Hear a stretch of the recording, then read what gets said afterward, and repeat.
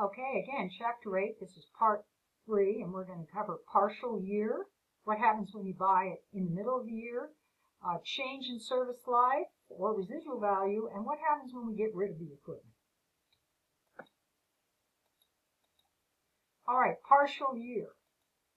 To compute depreciation for partial year, compute depreciation for a full year. So, if purchased on the 1st to the 15th of the month, you count the whole month. Multiplied by fraction of the year, the asset is owned. For example, if an asset is purchased May 1st, you would multiply the annual rate times 8/12. This does not apply to units of production because the actual units are how you allocate. Life is not based on years under units of production. So let's go through our same examples we went through in Part 2. And now we're going to have bought them at a different time of year. So assume in this case we bought it September 17th, which means we don't get to count the month of September. So we would get October, November, December. So we would get the last 3 months of the first year. So it would be 15,000 minus the residual value divided by 4 times 3 months of 12 gives us 750. So this is what's going to happen. The first year is partial, the second, third, and fourth are 100%, and then the last year is going to be the balance, so that the first and last year will always equal 1 year. But so when you have partial year straight line, it drags it out another year, another part of the year. Now, what happens with double declining balance? Well, with double declining balance, again, we're going to take 15,000, take 1 divided by the service life times 2 gives you 50%, and it only affects the first year. Times 3/12 gives you 1875 for our first year. And then for the rest of the years, we always take our net book value times the percentage. And we will keep doing that. Now, again, in year 4, we cannot do 1641 because what that does is takes us below the net book value or residual value that has to be 3,000. So, for year 4, we can only depreciate $281. Now, what happens if we have a change in our useful life? Now, there's a lot of reasons this can happen. It's called a change in estimate. Now, here's what's important. Whenever in accounting we call something a change in estimate, we cannot go back.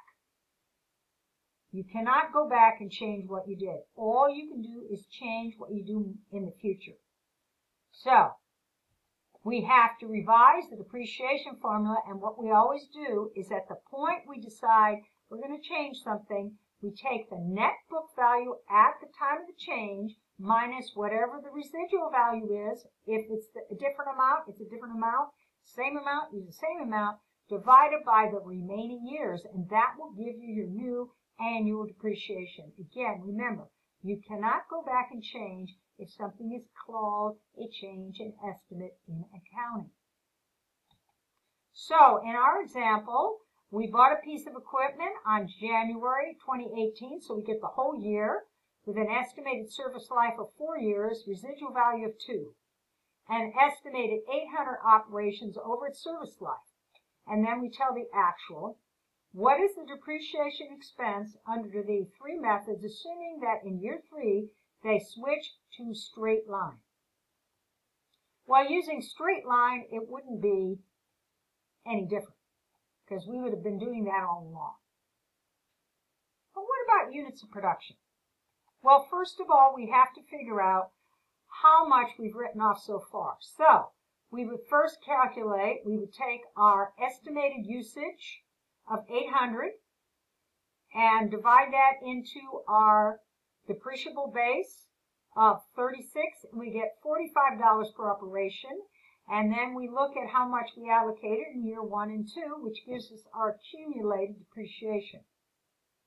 We now look at what our net book value is, which is the original amount we paid of $38,000 minus our $15,300, which gives us a net book value of $22,700.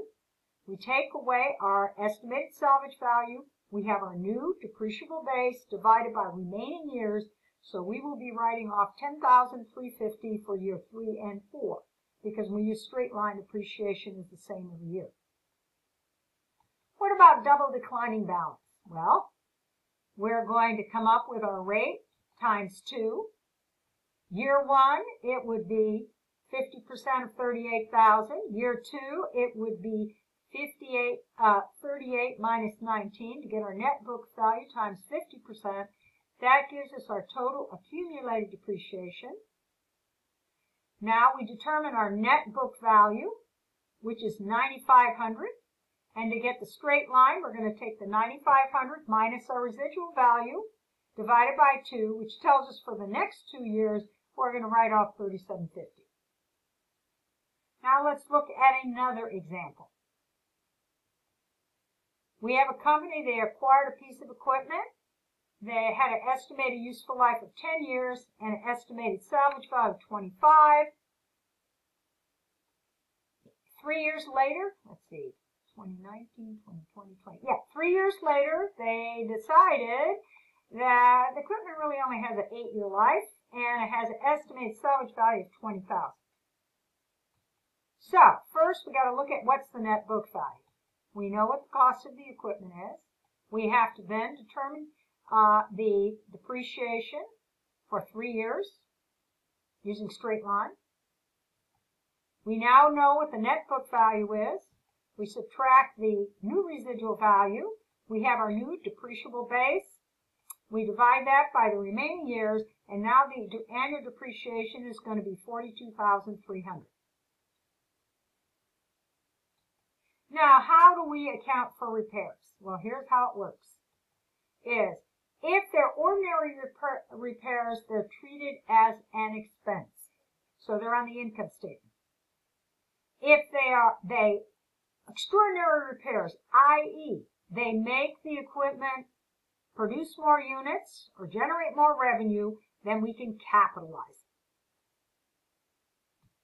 Now, what happens if we discard, sell, or exchange for another asset, a fixed asset? Here's what you need to remember. Record what you got, record what you gave up. Now, record what you got would be the new equipment or cash if you sold it. What'd you give up? Well, you have to take the equipment off the book, but remember, you also have to take the accumulated depreciation off the books. And your debits must equal your credits, and that's how you determine if you had a gain or loss. So, for example, what happens if a lighting company bought fixtures for $18,000, service life of 8 years, and after a year and 8 months, they decide to sell them, and they sold them for $13,200. So, what was the annual depreciation? Was $22,50. How long did this go on? Well, a year and 8 months. So 1 year is $22,50. 8 months is $1,500. So there's the accumulated depreciation. Now, here's what you need to do when you do your journal. First thing you want to do is record the cash. Next, you want to get your accumulated depreciation off the books, which is the $37.50, and you have to debit it because accumulated depreciation's normal balance is a credit. You want to take the old equipment off the books. Then what you're going to do is you add your debits, add your credits. If you debit it, it's a loss. If you credit it, it's a gain. So in this case, to get it to equal $18,000, we have a loss on sale of equipment. Now, what if the equipment is exchanged for newer equipment? Okay, Maple Trucking uses units of production, and in 2019 bought a truck, useful life of 6 years. Estimated usage over its life is $1,500,000, and estimated residual value is $85,000. We use the truck, and then we decided to trade it in. So now what we have to do, remember, whenever we do this, the first thing we need to figure out is what is the net book value. So to do that, we need to determine the accumulated depreciation. So the total miles to date were, first we got to figure out our depreciation per unit, which was our $385, the cost, minus the residual value divided by the estimated total units. So we get 20 cents. Then our total miles, 761,000. We're going to take that times the 20 cents, so that tells us our accumulated depreciation is $152,200. Now, what we want to do first, whenever we do anything that gets rid of, we want to take the old equipment off the books. So we take the accumulated depreciation off the books for the old equipment. We take the equipment off the books. Then we book the cash.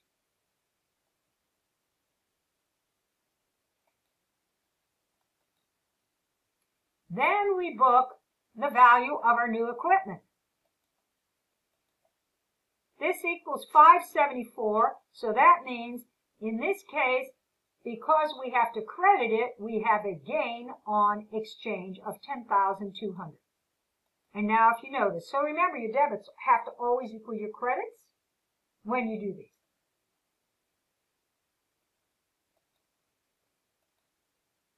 Now, amortization is the process of allocating the cost of an intangible asset. Amortization is computed over the intangible asset's estimated useful life, usually by straight line. The residual value is usually 0. Obsolescence can shorten the life, like an example is a patent becomes obscure. Amortization expense is credited directly to the asset account. So you don't have a contra account with amortization. It reduces the actual amount shown as the value of the asset. Examples would be patents, copyrights, trademarks, brand names, goodwill, franchise, and licenses. The last thing we talk about is natural resources. Natural resources are assets that come from the earth. The process of allocating the cost of a natural resource to an expense is called depletion. Depletion expense what is used up each period. And that concludes this Part 3 presentation.